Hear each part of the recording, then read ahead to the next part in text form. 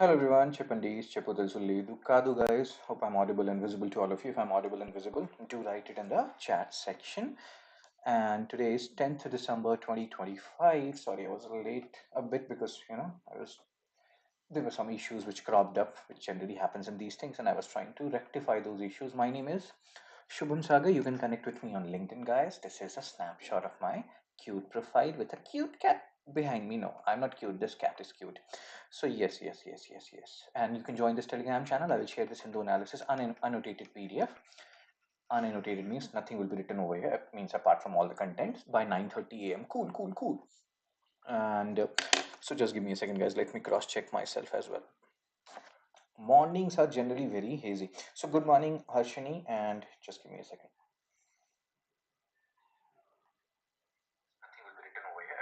Good morning, Annie. Good morning, Iltush. Good morning, everyone.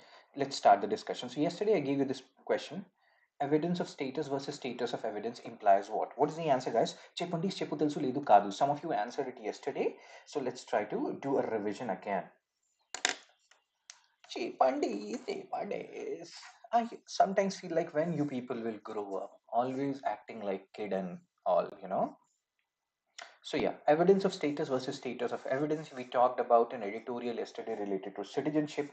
There we had a discussion related to this. Harshini and Iltush, these are two very good girls. B is the answer. A document may claim to prove citizenship but may not have legal authority as proof. Very good.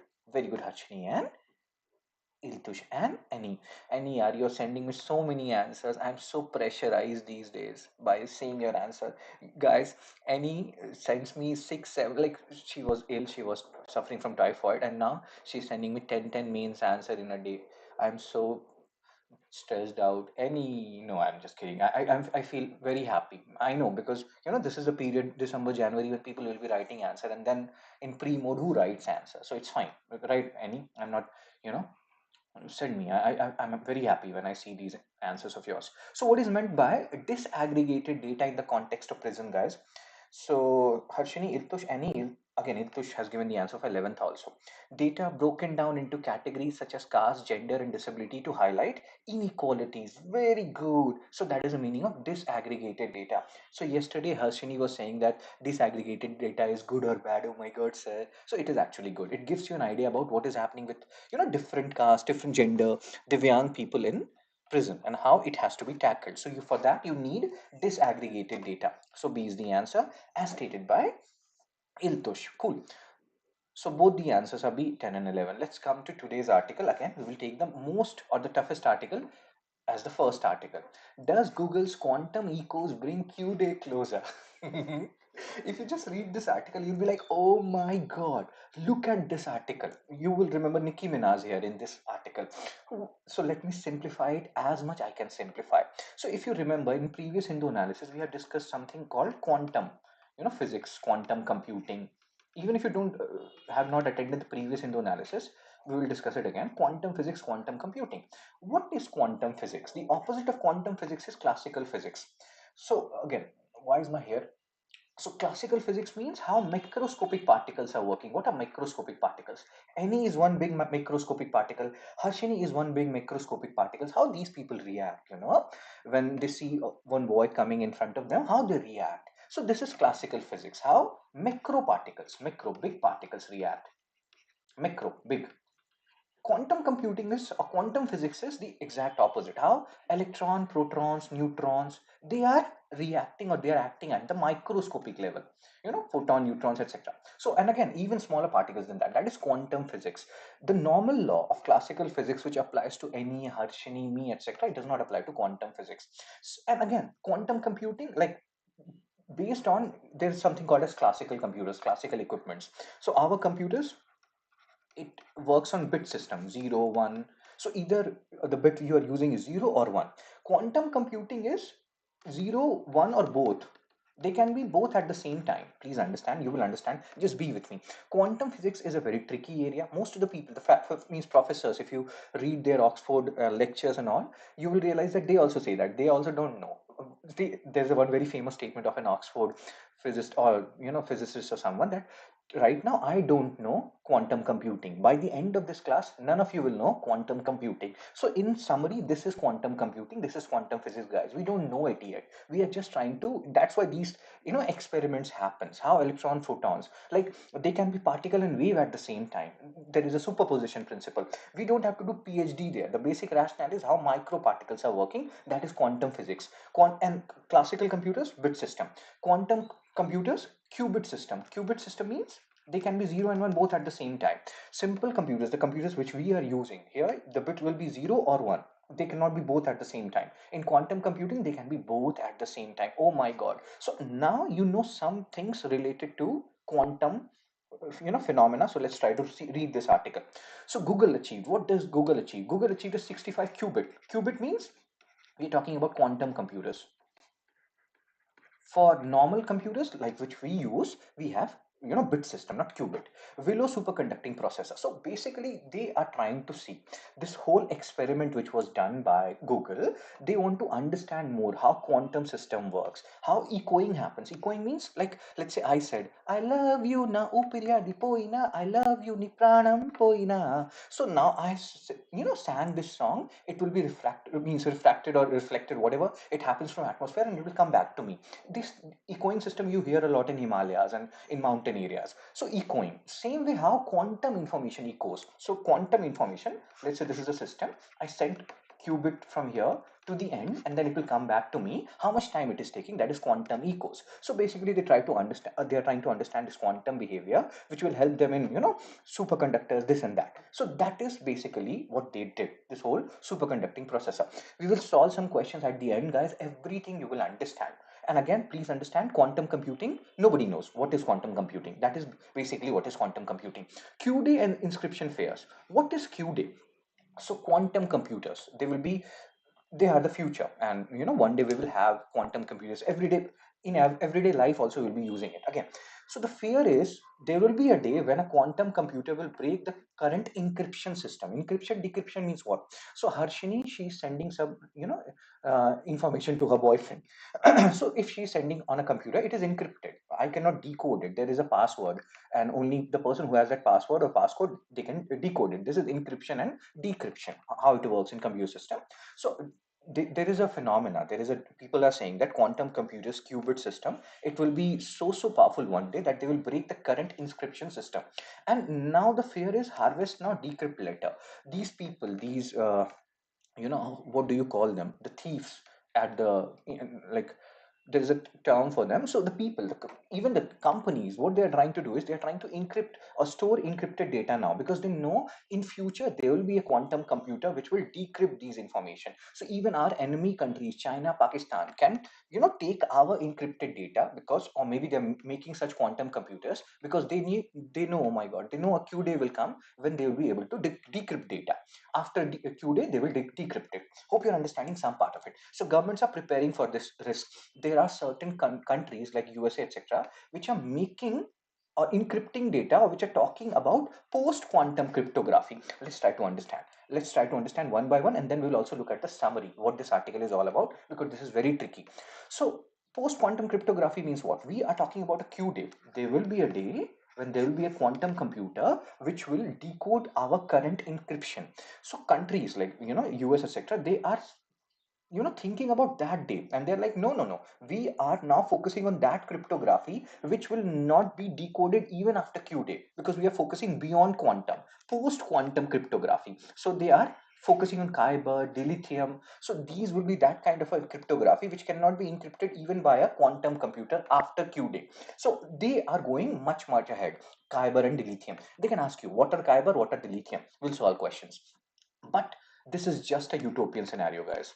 Not going to happen in the recent, you know present, or 10-20 years down the line. Because for Q day to happen, for a quantum computer to break our current encryption system, they will need millions of, that quantum computer will need millions of logical qubits. And After they have got that millions of qubits, they will need 5 to 10 years more to build a machine which can break the current inscription system. And classical computers, the current computers which we are using, it could take billions of years. That's why we're talking about quantum computers and the Q-day. So they will also need means millions of logical qubits. What is the current standard? How many qubits we have right now? So that is actually funny. So 2019 Google estimate 20 million physical qubits, 8-hour computation time, all these things will be needed if for Q-day to arrive. And current processor, they have few hundred qubits. 100 qubits. So we need million qubits for Q-day to arrive. So it's a utopian scenario. It's just like I will marry Kalyani Priyadarshan. Never going to happen, or maybe it will. So maybe Q-day will arrive. So real RSA breaking, again, you can read all these things. Some organization now, so regulators, they are urging companies to shift to quantum safe cryptography before the decade ends. And Q-day is not closed. This current experiment by Google, it is not about the Q-day, it is not about that thing, it is just about quantum computing, quantum physics, how it works at the microscopic level. Maybe it will help in chemistry, maybe it will help in superconductors, this and that, but this is not about Q-day. Quantum ecos does not make Q-day closer, it demonstrates scientific maturity, blah, blah, blah. Q-day is a future theoretical horizon. That means a day when a quantum computer will be able to break the current inscription is not going to happen. We are much far away from that because we don't have the capability yet to generate 20 million physical qubits. Now let's do a summary. Let's solve some PYQs, UPSC PYQs, so that you can understand what we are discussing here. Summary. Google used a 65 qubit quantum processor, which is known as Willow. They can ask you, what is Willow? Quantum processor, where they are trying to understand how echoing system will work when we are talking about quantum information, right? Echo. I love you na upariya ripo ina. How, when I said this thing, it went, and this happens in sonar system and all.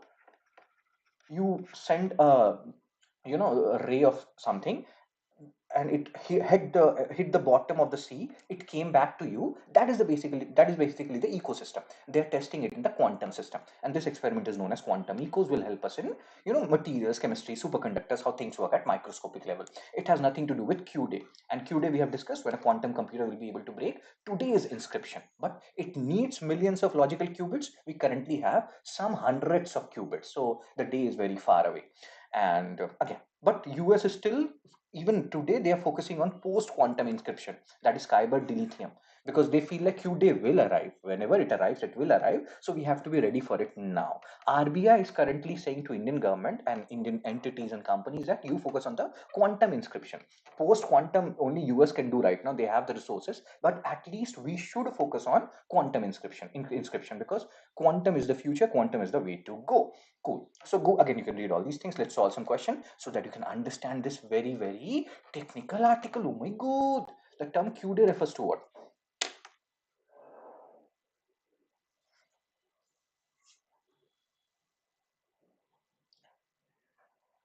Let's take it slowly. The term Q-day, the day quantum computers become commercially available, the day quantum computers break major public key inscription, the day class. And here you don't need to understand each and everything, guys. This is cryptography.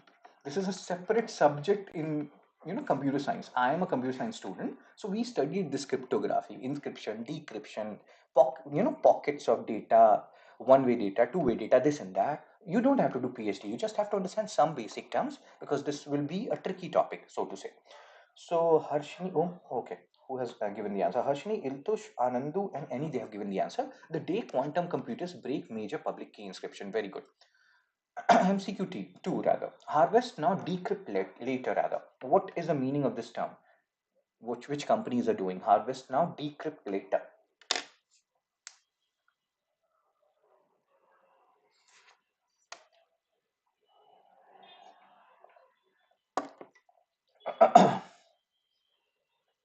I love you now, Puriyadi Poina. I love you na pranam Poina. So, a method of improving quantum yield in superconductors and agriculture, analogy used in cryptography, a backup technique for digital signatures, storing encrypted data today to decrypt after Q-day. So Rishi has Harshini, Iltush, Rishi again, and Rishi deleted his. I have told you people, Rishi, I don't like this. Whatever answer you have given, don't delete it. Don't do that in exam, because you have to simulate UPSC prelims exam. In prelims, you won't have that chance that you can delete your means answer. It's fine if you're making mistakes. Everybody does. So the answer is storing encrypted data today to decrypt after Q day. So as stated by Iltush, Rishi answered it on the second instance, Any and Anandu. D is the answer.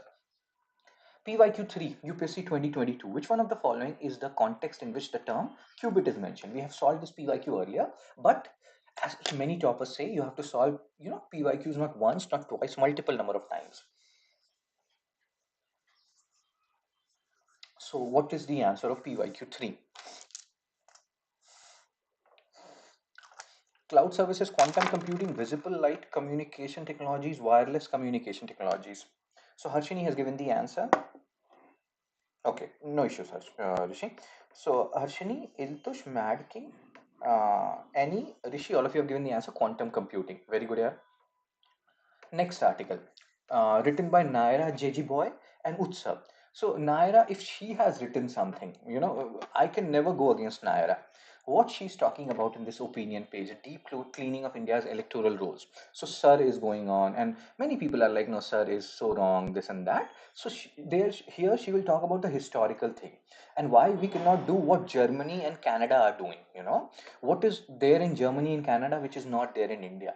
As in Hindi we call उसमें ऐसा क्या है जो मेरे में नहीं. That means what is there in Germany and Canada which is not in India. So again, this will give you another perspective. Most of you people, you may feel like, no, this Sir is bad.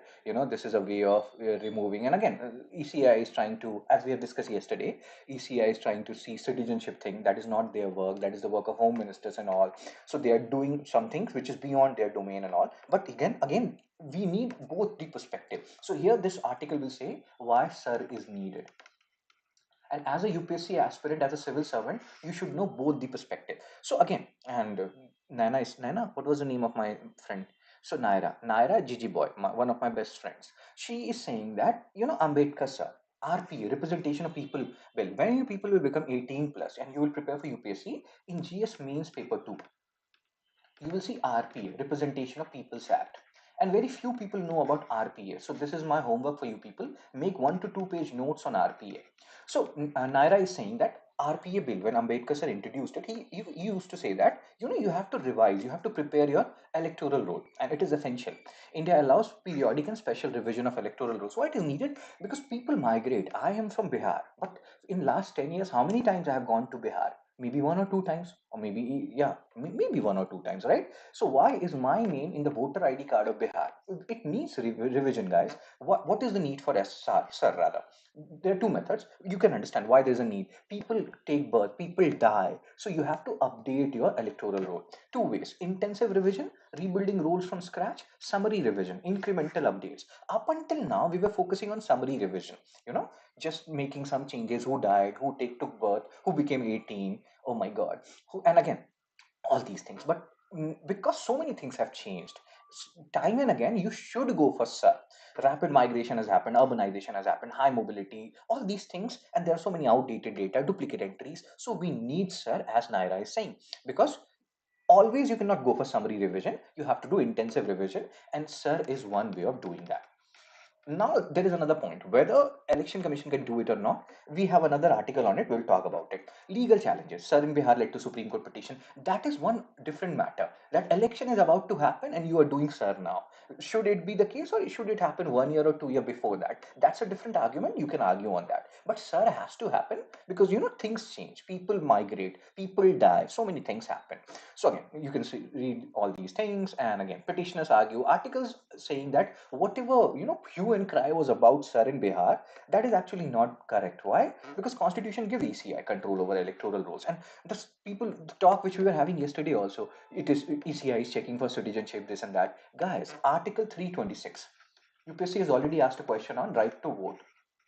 So what is right to vote, guys? Constitutional right or legal right? Check on these in the comment section.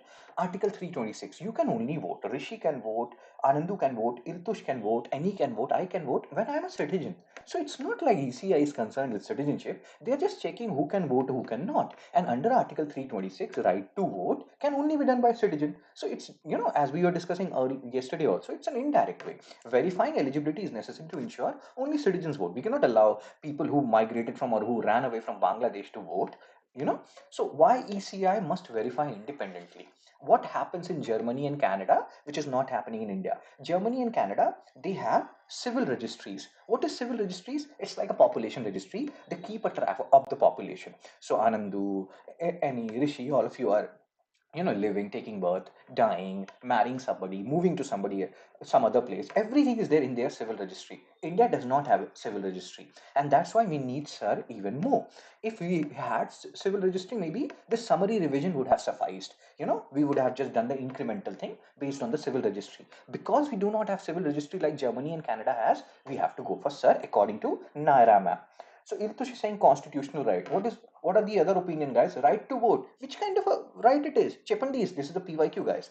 Features and improvements in SAR 2025. Door-to-door verification was done by ECI. Supreme Court said that Aadhaar has to be accepted as identity proof, and ECI accepted it. They're saying that they even expanded the list of acceptable documents. Earlier it was 4 items, they expanded it to 11 items. So it was not like ECI was not accommodative, and we need this, sir, because we don't have such a registry which is there in Germany and Canada. Everything ECI did, ECI was very flexible. And then Naira has also given, Utsav is also there, who has written this article, but I'm more focused on Naira because she's my friend. So Naira is also giving some more proof according to what happened in Sir. How many people actually did the objection and all those stuff, which shows that Bihar Sir was actually a success. Again, the point is, should it have happened so close to the election? That's a different matter.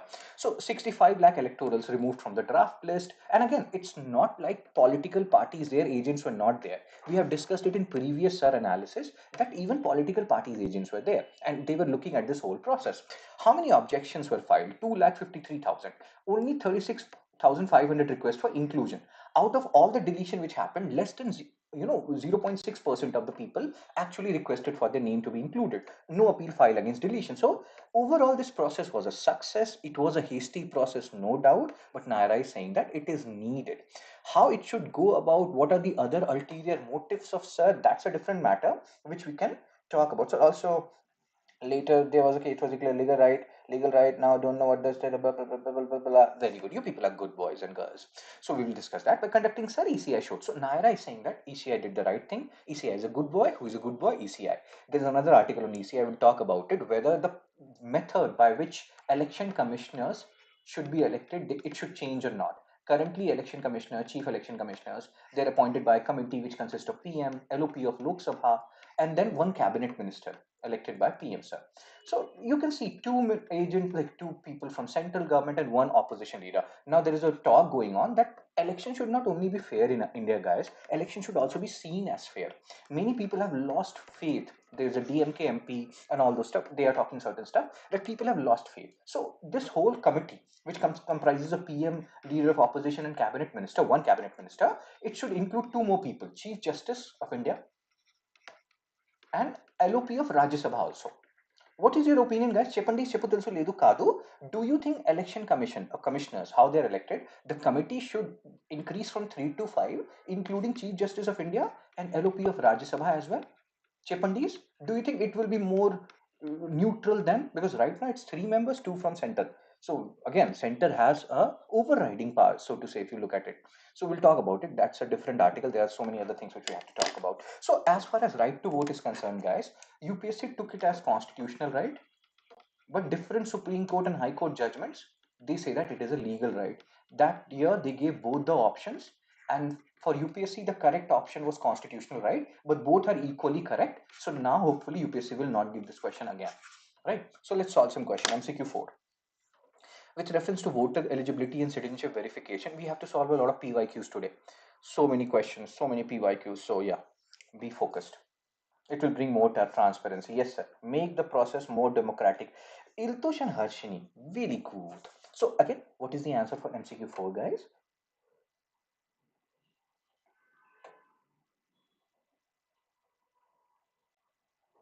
Chepandis, Chepandis, Chepo.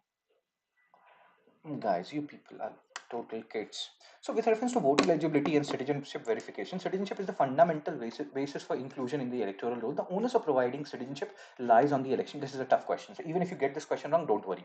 Countries such as Germany and Canada use civil registries to update voter rolls. So onus of providing or proving citizenship lies on the people concerned. So let's say I said, or election commission said that, hey, Harshini, you're from Bangladesh.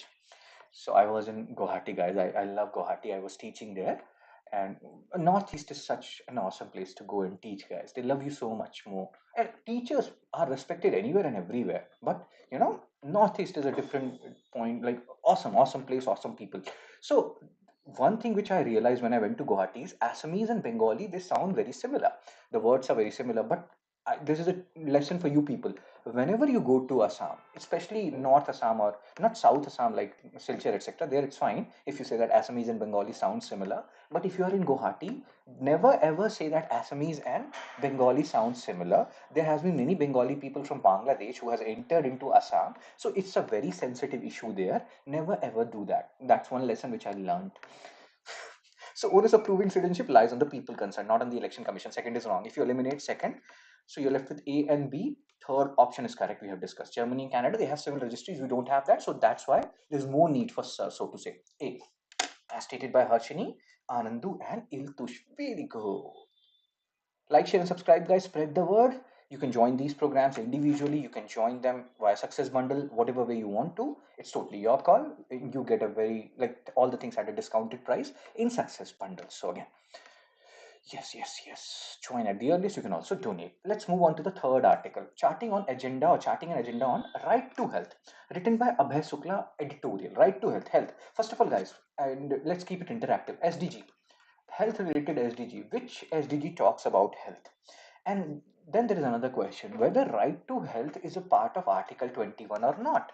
This is a question, or this is an article on which we will solve a mains question. So Abhay Shukla sir, what he's talking about? He is talking about something very interesting, privatization of healthcare sector. Privatization means more and more hospitals are getting privatized. Maximum medicines which are being made, they are made in the private sector. He's also talking about the condition of doctors, nurses who are working, how they're working overtime, how government is spending only 2% of GDP on health. Even big countries, lesser developed countries than us, they're spending more percent of GDP on health. Why are we spending less than 2% of GDP on health? We have money to create a new parliament where these MPs never sit, or sit for, like, it's always adjourn, sign, die, prorogation, dissolution. All these things happen all at the same time. Like, we have time for, we have money for making parliament, which, believe me, it's like they're just wasting time there, these MPs.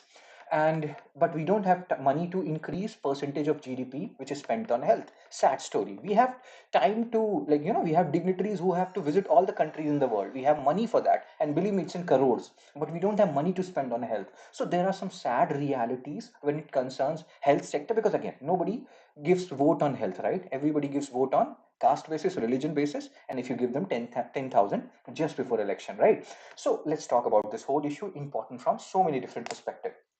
So Iltush has given the answer, SDG 3. So national gathering is happening in Delhi between Human Rights Day, which was on December 10, and Universal Health Coverage Day, which is on December 12. We, from UPSC perspective, we don't need to remember the dates, Human Rights Day and Universal Health Coverage Day. Maybe from other exam perspective, they can ask you that. Who is organizing this whole national gathering? Jan Swasthya Abhiyan.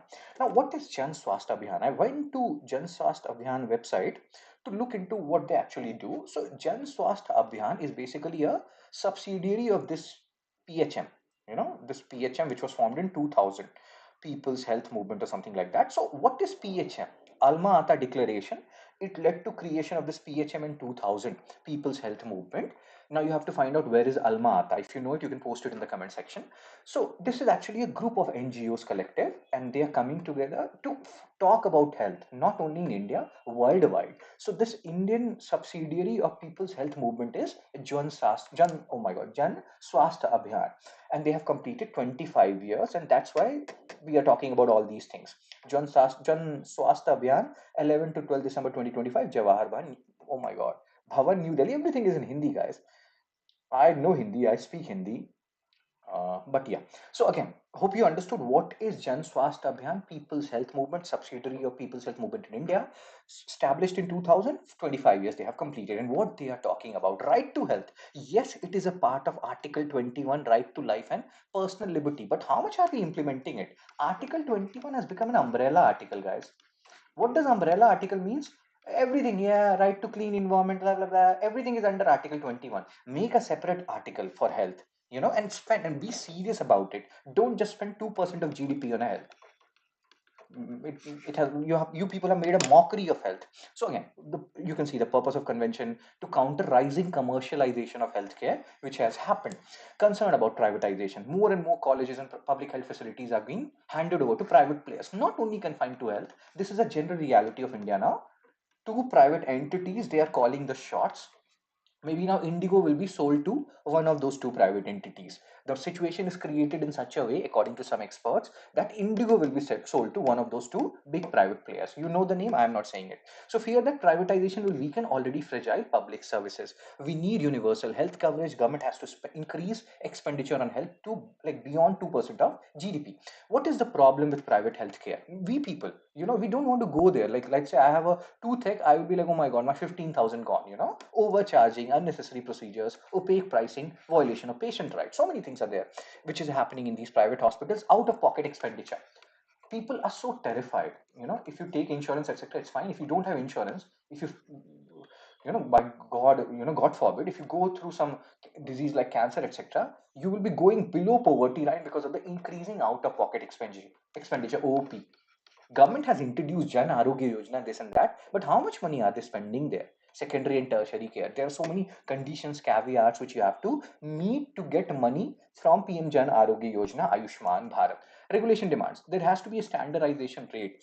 How much they can charge for toothache and this and that. How much, and again, generic medicine. We talk about this, that oh my god, there's so much expensive medicines of cancer, this and that, made by Novartis. So government is promoting generic medicine, generic version, under TRIPS agreement, trade related aspects of intellectual property rights.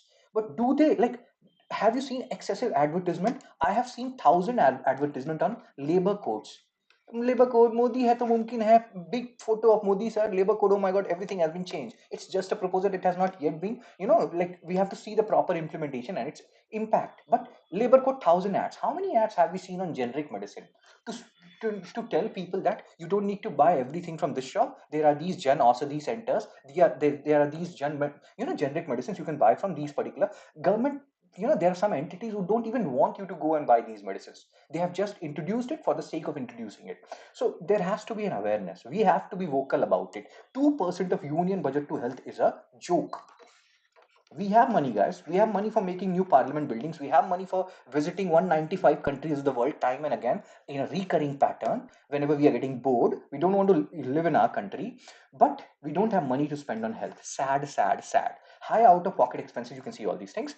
And COVID-19, again, there's another issue here, health worker justice. We have to also talk about their condition, how they are working, how they're still facing low pay, blah, blah, blah. You can read all the points. Hope you are understanding what this article is talking about. Medicines make up 50% of health spending. You talk about generic medicine, you never promote it the way you do other stuff. GST, oh my god, it's such a game changing thing. But when you were CM yourself, you were criticizing it. As somebody said, hypocrisy, there is a limit to hypocrisy. 80% of medicines are outside price control. You can see here, irrational drug combination. So there has to be a stringent provision for affordable medicine. If you have generic medicine, if you have Jan Aushadhi scheme, promote it. Let people know about it. Don't, you are not promoting it because you feel like the other medicine companies, they'll be impacted, who are giving you a lot of political donation. That is so wrong. Strengthening public health system. Over 80 crore Indians depend on public system, and there has to be again, you can read all these things. And public health care, right to health, different high court, supreme courts, they are talking about it, being brought under as article 21, right to life and personal liberty. Just saying it will not suffice. You have to do something. Right to clean environment under article 21. What are you doing about Delhi pollution from last 11, 12 years? Clean environment, article 21, right to life and personal liberty. So there is a discrimination here. You can see people are, again, you can read all these things, guys. You can read, I'm not reading the slides, that is for you people to do. Broader health determinants. Again, health is not only dependent on what medicines we are taking, what food you are taking, what environment you are breathing. So maybe there has to be need for intersectoral strategies. Ministries have to come together to adopt a common plan. You just cannot focus only on health if you're not focusing on environment and food security and all. Core message: health must be recognized as a basic human right. Don't just say article 21, implement it, take it seriously. Public system must serve people, not profits. Privatization, and more privatization. Privatization of healthcare threatens the accessibility, affordability, and equity of health services, analyzed with reference to recent developments. So let's say And this particular question is given in front of you in mains. Healthcare, very important. GS2, explicitly they are talking about health and education. And they can give you anywhere and everywhere, guys. This question, even in society GS1, they can ask you this. So here you will talk about what is happening with our healthcare sector. More and more private hospitals are being made. Most of the medicines, they're deregulated. There's no control on their prices. So again, accessibility, affordability, equity of health services. We talk about right to health as part of Article 21 via different Supreme Court, High Court judgment. But are we taking it seriously? India is spending 2% of their GDP on health. Is this the amount we need on health, or do we need some more amount? Is this the way forward, or do we need something more? So you can talk about all the things which we have discussed in this article, divide your answer into different parts, and you can define. And again, in the intro only, don't just start writing anything and everything. In intro, you keep it simple. Healthcare sector. Health is a what? Again, health is what kind of a subject, guys? State subject or a concurrent subject? Which kind of a subject? Ah, so India is witnessing a rapid expansion of private healthcare. You can read all these things. Trends in privatization. Medical colleges, public hospitals handed over to private players. Public-private partnership. Impact on accessibility and affordability.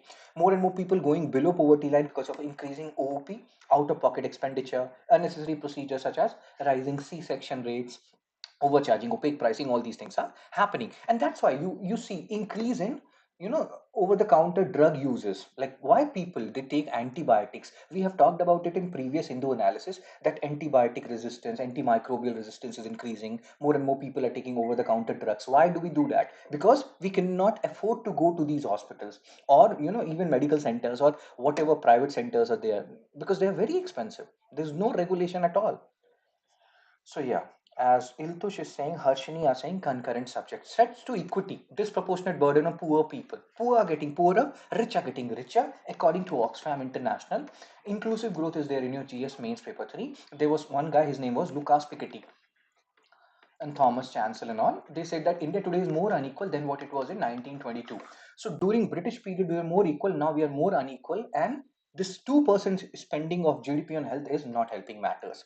Privatization intensifies regional health inequalities, and not only regional health inequalities, inequalities across all these spheres. Poor will become poorer. And on you have money for wasting our time. Every minute in Parliament costs so many lakh rupees, guys, and they are debating on what right now? Vande Mataram. Oh my God.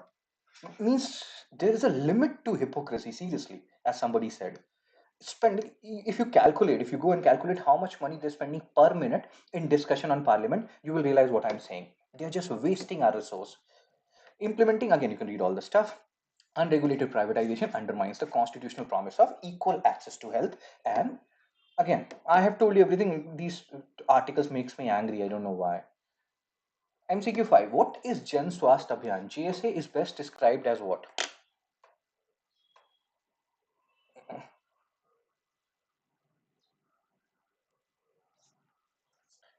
Government program under Ministry of Health, National Coalition of Civil Society Groups advocating for health rights, a World Bank supported health insurance scheme, a regulatory authority for private hospitals. What is Jan Swasth Abhiyan? Why this is important? Because they have asked questions on Amnesty International. What is Amnesty International? This and that. So we should know. PYQs have already been asked on these things. So we should know. So Harshini, Iltush, they have given the answer. Jan Swasthya Abhiyan is a national coalition of civil society groups advocating for health rights. B is the answer, as stated by Harshini. Iltush, it's not a government program. I have shown you. It's a part of People's Health Movement, which was created after Alma Ata Declaration in 2000. And People's Health Movement subsidiary in India is known as Jan Swasthya Abhiyan. It's actually a group of NGOs, so to say. So B is the answer. Iltush, very good. MCQ 6. Which among the following are impacts of privatization of healthcare? So have a look at all the options. Use option elimination, guys. All these points you can even write in your mains answer. Very good. So what are the impacts of privatization of healthcare?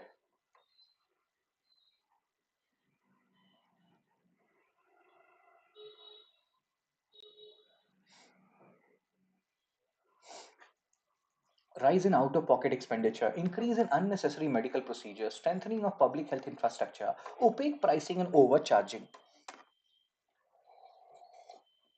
So Harshini, Iltush, Anandu, they have given the answer. Third is wrong, right? How will public privatization strengthen public health infrastructure, right? even if it is strengthening something, it will strengthen private health infrastructure. So third is wrong. If you eliminate third, you will get the answer A, 1, 2, and 4 only, as stated by Harshini, Iltush, and Anandu. You people are good boys and girls, really good. Next article, page 13, GS2. Oh, this is what we were discussing when we are talking about Sir, because Naira, my best friend, she has written that article. Maybe her name was Naira only or something else. So opposition seeks change in panel to select election commissioners. And here we are not concerned with what MP Akhilesh Yadav or this and that is saying, with due respect to all of them, but they have raised some pertinent points which we have to discuss here. As we have already discussed, the current panel to elect election commissioner, CEC plus 2 ECs, we have right now. So they include 3 members, right? PM, Prime Minister, one cabinet minister selected by PM, and then leader of opposition in Lok Sabha. I think he is, Rahul Gandhi, sir. So 3 people. But now they are saying that we should have 2 more people. Currently, it's more in favor of government. So let's include 2 more people: Chief Justice of India and leader of opposition in Rajya Sabha as well. Which is actually a very, I totally support it. As I told you, people, election should not only be means fair, but election should also be seen as fair. Then the other very pertinent topic or query which has been raised, and these are some valid debates, debate on Vande Mataram. And the argument of Vande Mataram debate is you have taken only 2 stanzas, the other stand, and that has led to division among Hindu and Muslim. Look who is talking. So ideally, we should not give vote to those people who support and who do vote bank politics in the name of religion. As somebody said, hypocrisy, seriously, there is a limit to hypocrisy. These kind of debates, these are valid debates. It should happen. Vande Mataram debate they are raising because Bengal election is near. Bankim Chand Chatterjee. How they feel like we don't understand why they do things. Opposition parties, they have criticized Sir. Today we have seen an article related to Sir, which is giving you another point of view. Why Sir is needed, why we can't go the Germany and Canada way. They have their registries, we don't have it. So there has to be some need. The timing of the Sir happening in Bihar, that you can argue about, but sometimes we do need Sir. Or let's have a population registry, then what is there in Germany or Canada. So these things we have to keep in mind. And again, the selection panel change, we have discussed it. And CJI and LOP in Rajya Sabha, this is what people are demanding in the parliament. Current selection committee, Prime Minister, LOP in Lok Sabha, and Cabinet Minister chosen by means PM. So opposition argues EC has no legal right for such special intensive revision, and that is what these guys are saying. And we have just discussed the other point. Yes, that again, they're also saying that they are not the one who will do the citizenship check. That is for Home Ministry to do. And again, demand for transparency on Sir. They are asking how many problems were recorded with current rules, like Bihar data that madam was giving us, how many people raised queries and all those issues related to deletion and all. Tiwari sir of Congress MP, again, we are not going into the political arena. He's saying that overall, how many people have complained against this sir, and how many inquiry has been conducted. We needed data, because generally government does not have much data about anything. They will say we don't have data. Anyway, RTI is literally dead. We have discussed about it. So even in RTI, if informations are asked, they're like, no, we don't know. And how RTI is dead, how it has been undermined via 2019 Amendment Act, we have discussed it earlier. You can read more about it. Earlier there was a security of tenures of information commissioners. Now there is not. They will be appointed by government and all those stuff. Now they are not even appointing information commissioners. Most of the seats are posts are vacant. So information, right to information, they don't care about it. So opposition MPs, they claim that, and again, this thing, direct cash benefit before election. They're saying that we should stop it. And this is so funny, man, that they are even saying it. It is but obvious. Who allows it? Are we really a democracy? If you're allowing like cash benefit before election, is it really a level playing field now? It's like, a team which is having 99% of the resources playing against a team which is having 1% of the resources. You are getting most of the electoral funding, everything, and then you are doing this cash benefit before election. And then election commission has no issue at all. It is within the ambit of model code of conduct. Wah Modi ji wah, as somebody says. Awesome, Modi sir, awesome. And I'm the biggest supporter of Modi ji. So demand, it should not happen. We should raise voice against it. We know people of Bihar will not do that. Women of Bihar will not do that. They have got 10,000 rupees. They're happy about it. But somebody has to. This is so, so sad. And then the Akhilesh Yadav is saying some malpractice has happened. And this is again another valid argument which we have to talk about. Ballot paper voting. Developed countries, US and Germany, they don't have faith in this EVM system. There are like multiple UPSC mains PYQs which has been asked on EVM, electronic voting machine. US and Germany, they use ballot paper, which we used to use earlier. And and again, Akhilesh Yadav, he's saying that why we are not using ballot paper, why, when there are so many concerns related to EVM, why we are not scrapping EVM. One point which I want to tell you here from a neutral perspective is there is a difference between the EVMs which are used by European countries. So it feels like public bribing to distort fair electoral verdict. Exactly, it's not no longer fair, man. Everything is, compromised. So there is a difference here in the EVMs which is used in European countries to the EVM which is used in India.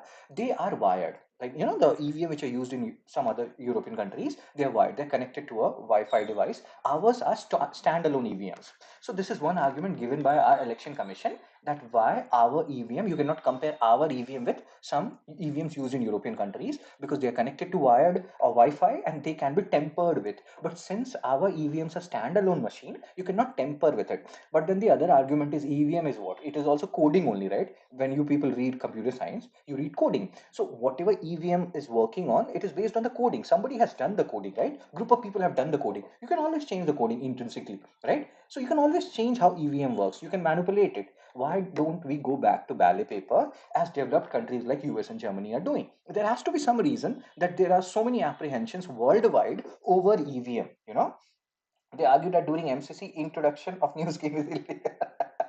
10K through an already existing scheme is valid. Very shrewd. Yes, they are. And again, DMK MP Dayanidhi Maram is saying that there is an issue over EC neutrality. And obviously, if you allow cash donation just before election, everybody will be asking questions about you, and it's totally fair, right? And you can see, so we need transparent election commission. We need, and these people are saying that we need a bigger committee comprising of more members who are electing CEC and two other ECs, because as we have discussed, you can use it in your mains answer. Election in any country should not only be fair, it should also be seen as fair. And people are somewhat, skeptical about how things are working right now in our country. So again, you can see all these things, what they are talking about. We have talked about the basic concept and things associated with this article. Let's solve some questions, guys. Let's solve MCQ 7.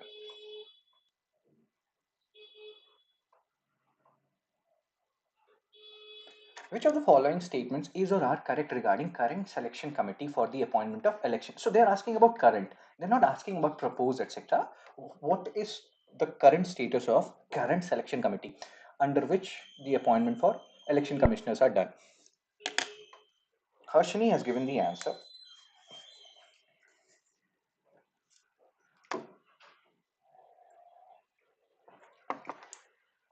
Iltush has given the answer. So it does not include Chief Justice, it does not include Leader of Opposition in Rajya Sabha, it just includes PM, LOP, and Cabinet Minister chosen by Prime Minister. So second and third are wrong. The answer is A, one only, as stated by Harshini, Iltush, and Anandu. Very good. Who are good boys and girls? You people are. Page number 8, editorial GS1, GS2. Vande Matram. I hate it. I don't hate Vande. I love Vande Matram. I love Sadlam. So again, Vande Matram. So again, I love Vande Mataram, national song, everything, awesome. But they are wasting our public money on raising old issue. People who progress, countries who progress, they talk about future. They talk about how we can make our present and future better. Countries who keep on talking and raising issues about the past and all, they always live in the past. And we are becoming one such country. Just because Bengal election is near, Vande Mataram. Vande Mataram compiled or composed in 1875. So 150 years have been completed. They're having debates on that. They cannot have debate on health, education, unemployment, how we will tackle it, why we are only spending 2% of GDP on health. What is stopping us from spending more money when we have money for making new parliament, money for going to 195 countries, and now we are searching for countries in other, star system and all, so that some people can visit there. But yes, no, we don't have money for health. We don't have time to talk about these things. This is more important. Sad. 1875, 150 years, Vande Mataram. But in 1882, Anand Math was written, and in that, Vande Mataram was also included. Anand Math, based on Sannyasi rebellion, UPSC has already asked almost 1,000 questions, 1 million questions on these topics, guys. So you have to keep it in mind. Cool. And then they're having talks that why you removed other stanzas from the national song, this and that, in 1937. That led to division among Hindus and Muslims. Look who is talking here. So Vande Mataram, written by Oh my god, this is so fun. Seriously, seriously funny, man. Seriously. If you know, you know. So Vande Mataram, written by written by Bankim Chandra Chattopadhyay and published with Anand Math. in early 1980s. Again, you can read all the things, guys. You know what is happening here. Why we're reading it? Important from UPSC perspective. Multiple PYQs have been asked. 100, and there are some people who have issues with this one topic. That's it. It is said that it is written or it was published in Anand Math. Anand Math is published in 1882. UPSC has already asked multiple PYQs on it. So how come it is 150th anniversary then? Because ideally, if you do CSAT, it should be, in 20 means 2032, right? It should not be right now. But yes, the rationale is it was written in 1875 only, guys. It was, sung privately and all. But when Anand Math got published in 1882, this Bande Mataram became very popular. But yes, it is somewhat earlier than Anand Math. It was included in Anand Math, which is related to Sannyasi rebellion. Cool, cool, cool. And it is our national song. And BJP and our Modi sir is very angry. Why you included only two stanzas? It led to division among Hindu and Muslim, which led to partition. Okay, so again, they have talked about all the stuff. The article is saying that let's learn from the past. Some entities, Britishers used to do divide and rule policy. Let's not, currently also divide and rule policy is being happening. And this whole debate is just to amplify the, division between two communities, two major communities of our country. So let's not repeat the past. Let's not, because our independence came with, it was bittersweet for us. And sweet because we got independence, bitter because it came with partition and so many people died during this current era. We had Gujarat rights, we had rights in Delhi. So it's not only about past, what happened in the past. Even, like, imagine a scenario when in the national capital of your country riots happen. What is the law and order situation? It can never happen if it is not in collusion with certain entities. What I'm saying. So it's laughable that they are talking about all these things, but again, to each its own. And they're spending and they're using and they're utilizing our money to the hilt. This is all public money, guys. Every minute spent in parliament, lakhs of rupees of art is being spent there, and they are talking about these things. Awesome. So again, this article is saying that unity and harmony are true tributes to Mother India and must guide the national mission today. And what? Let's not repeat the past. Let's not divide people further. People who and the communities and the parties who do politics on the basis of religion and division. Let's not elect them. Let's solve some questions. PYQ. PYQ 8 asked by UPSC in 2006. This is seriously, man. Seriously.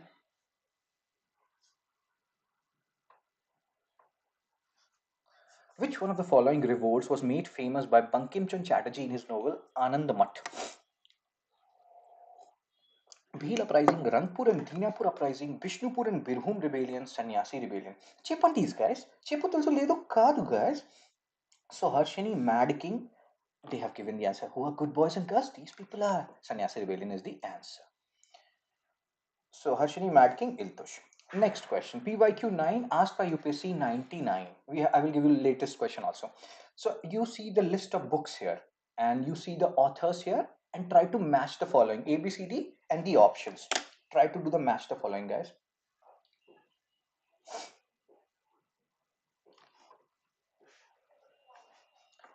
The first Indian War of Independence. I know you may feel like, sir, we don't know anything. Try to see whether you can solve this question or not based on option elimination.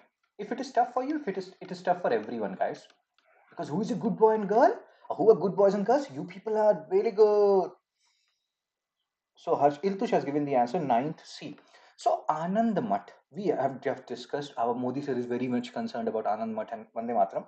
I love you, Modi sir. Niyu Priya Dipoina. I love you, Nipranam Poina. So B, let's say this is 1, 2, 3. 1, 2, 3, 4. So B is 3. So we know B has to be 3. So if B has to be 3, it is A or C. B and D options are gone. So you're left with A and C. Either it has to be A or C. Now, you may feel like, sir, what is live divine? What is sadhana? Sadhana was an actress of our time. Our time means when Dharmendra and Dilip Kumar, that is my time, guys. She was a very good actress. Vadanato, Vadanato, Lata Mangeshkar. So now, first Indian War of Independence. Who else than Veer Savarkar? If you have read history a bit, you can join my history through NCRT series, guys. Your concepts will be crystal clear. So first Indian War of Independence, 1857 revolt.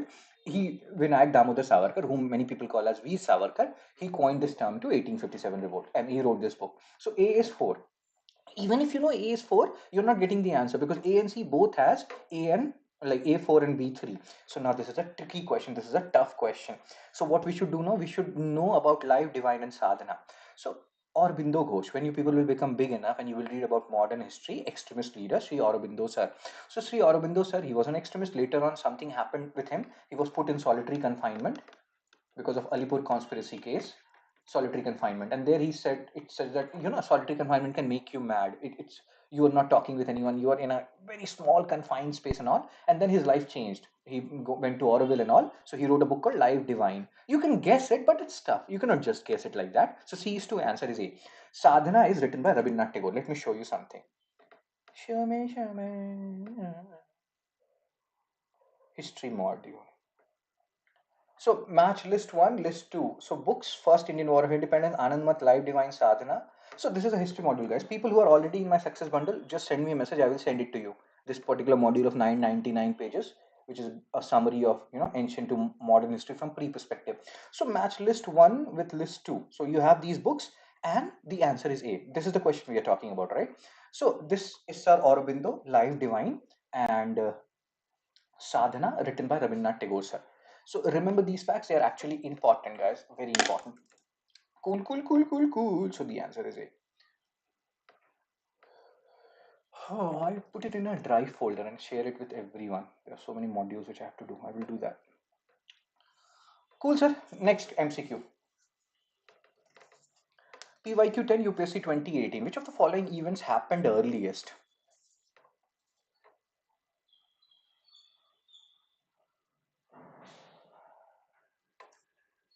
Cool, cool, cool.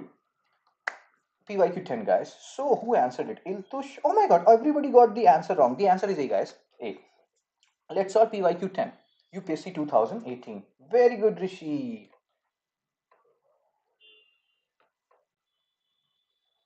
So, which of the following events happened earliest? Now, this is a question for you people, UPSC 2018. This is a homework for you guys. Let's discuss it tomorrow. Try to solve this question as well. Very important question. Oh my god. Like, share, and subscribe. Spread the word, guys. And share this particular. And again, I will share this unannotated Hindu analysis PDF in this Telegram channel by 9:30 a.m. You can join this. Why I'm stammering right now? I don't know. So you can post your score also, you can join these individual programs, or you can go for success bundle where you don't have to pay for hourly, monthly or annual subscriptions ever. And you will keep on getting new things, new courses will be included and you don't have to pay for that either. So it's a win-win scenario. And you can join at the earliest. You are your own competition. You can also donate if I'm adding to your knowledge base.